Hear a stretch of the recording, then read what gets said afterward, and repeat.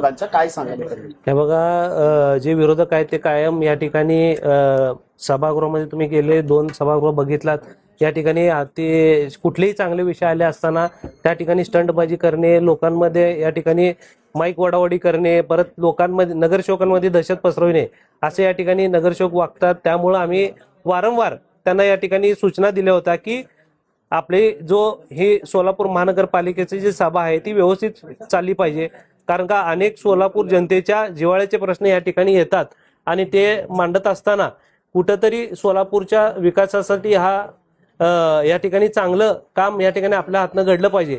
पण ते तसं न होता कायम या ठिकाणी ते या ठिकाणी गोंधळ घालत असताना कुठलाही विषय दिशाभूल करणे, माईक वडावडी करणे, या हिशोबाने ते करत असताना आम्ही त्यांचं या ठिकाणी निलंबन केलेलं.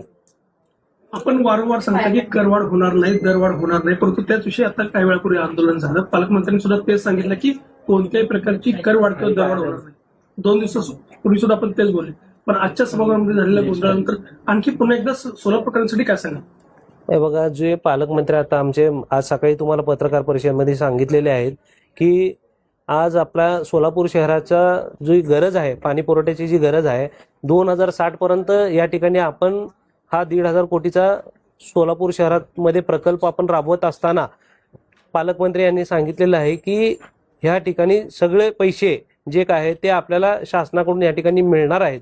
आणि ह्या मिळत असताना ह्याचा जे कॉन्ट्रीब्युशन म्हणजे आपण देत असताना जर कुणाला गैरसमज होत असेल की आपण काय नागरिकांवर या ठिकाणी करवाढ करत आहे का, तर तशी करवाढ दरवाढ कुठलीही राहणार नाही आहे, एवढं सांगू इच्छितो. आणि सोलापूर शहराला रोज पाणी पुरवठ्याच्या दृष्टिकोनातून हे प्रोजेक्ट आहे आणि या ठिकाणी आपण राबवणार आहोत.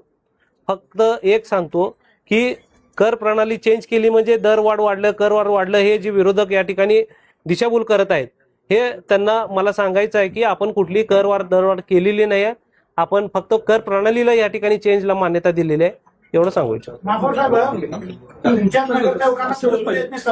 विरोधकांचा आरोप आहे, त्याच्याबद्दल काय सांगतो? हे आरोप कुणाचे आहेत? विरोधकांचे आहेत. विरोधक हे काय ना काय स्टंटबाजी करणार, काय दिशाभूल सांगत असतात. तुम्ही आमच्या सदस्यांना, कुठल्याही सदस्यांना विचारा की आम्ही कोणाला बोलू देत नाही, ते सगळे सदस्य आमचे सांगू दे, ते आम्ही मान्य करू. तथ्य नाही.